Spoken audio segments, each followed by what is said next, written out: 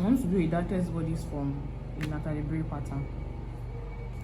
This is a miniature Natalie Bray pattern.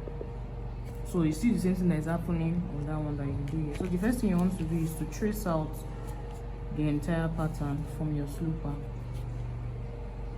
I'll put. So basically, even though we are saying it's Dartless, we are trying to remove the shoulder dart. So I'll trace this out. And definitely mark out where I have the darts.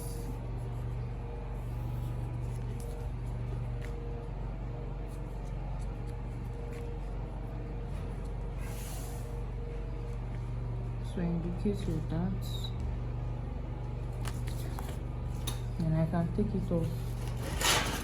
So I can use my ruler to draw them out.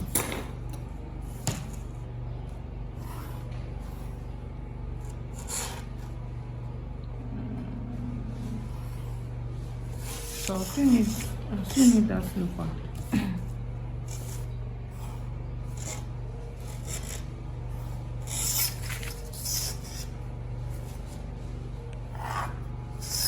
So I have this pattern. Now I'll take it back and then use my out to hold down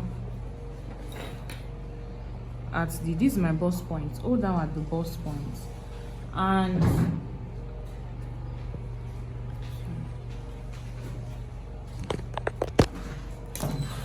reduce my shoulder dart by 2 inches, 2 cm rather, by 2 cm. So I'll move it. You are tilting it towards the center front by 2 cm. So because I'm using miniature, it's always half of what you use for adults. So for adults one is 2 cm. But because I'm using miniature, I'll use 1 cm. So you can mark that on your slooper first.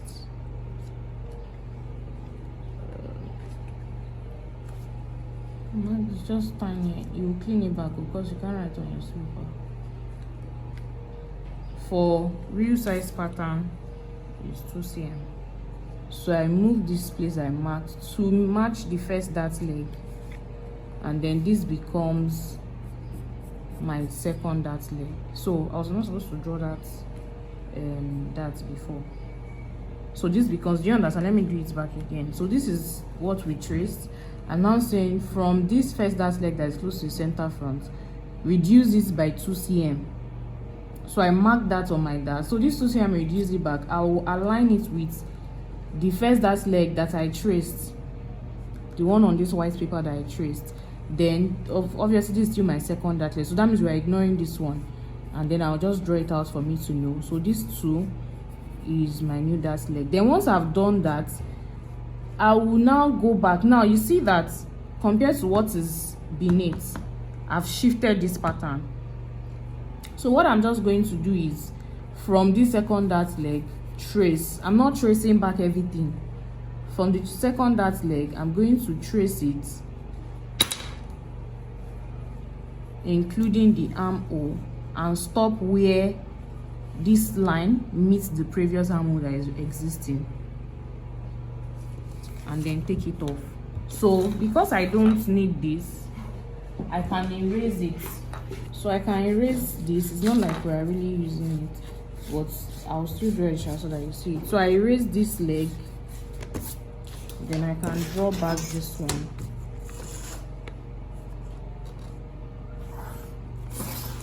And then erase this. So this becomes my new armhole. That means my armhole is now higher. My armhole has shifted. Like this is your previous armhole before. Now it has raised up a bit. If you are working with the adult pattern, you will see the difference very well. So it has gone down a bit. Now you know that we want to eliminate the shoulder darts completely, but we still have this. What we've done first is to reduce it by 2 cm. So the remaining one that you have, gets not the midpoint of your armhole, or maybe when you get the midpoint of your armhole, you come down by 2 cm, and then you connect to the bust point. So once you do that, this is my waist dart. I can link it up here, but instead of linking up this particular waist dart, you can actually take it off. So measure it and take it off by the side. This is 2 cm. I can take this one off by the side. That's if I still want my waist measurements to be the same. Most times the dartless pattern is used for free dresses like shirts, all of that, so you really don't need your waist to be snatched. So if you are using the dartless pattern for that, you don't need to eliminate this. You just clean it off and leave it like that.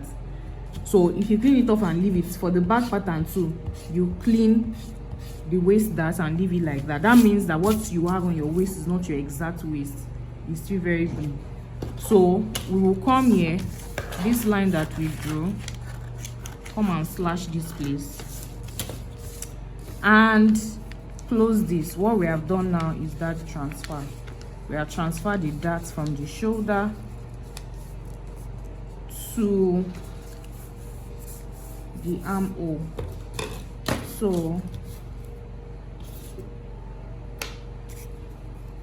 we'll come here and blend the shoulder line, and then we get a paper. So let me just cut from here and use a sellotape to tape.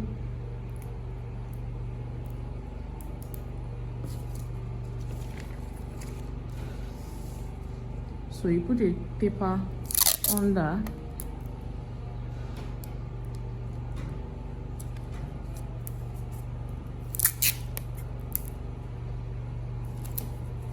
okay, and then you reblend. So by the time you are reblending this, it comes down a bit.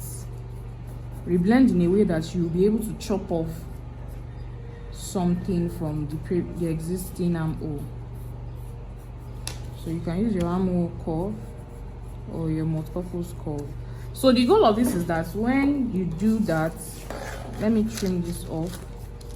When you do that, your armhole is going to be big, and for dartless patterns, when you're making shirts, coats, your armhole will be big. It can't be fitted. It's a loosely, this pattern is for when you're making anything that is loosely fitted.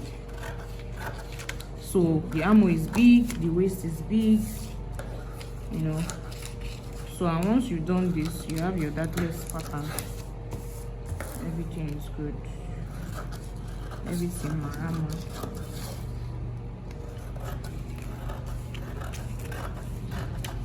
So you can decide if you want to do a different neckline from this basic neckline. You can come down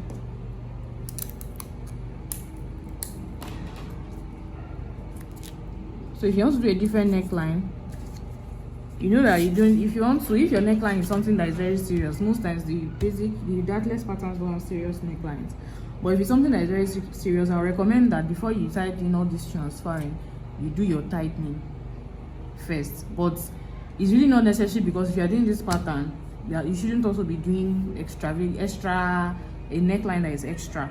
But let's say maybe what you want to do here is just to come down a bit and go wide a bit, so you can have that cut. But when you cut, you know it's going to be loose, so you can come here and do 0.5. So you can come down from this tip to this place, 0.5, and connect to this place, and that will be the only tightening that you will need to do.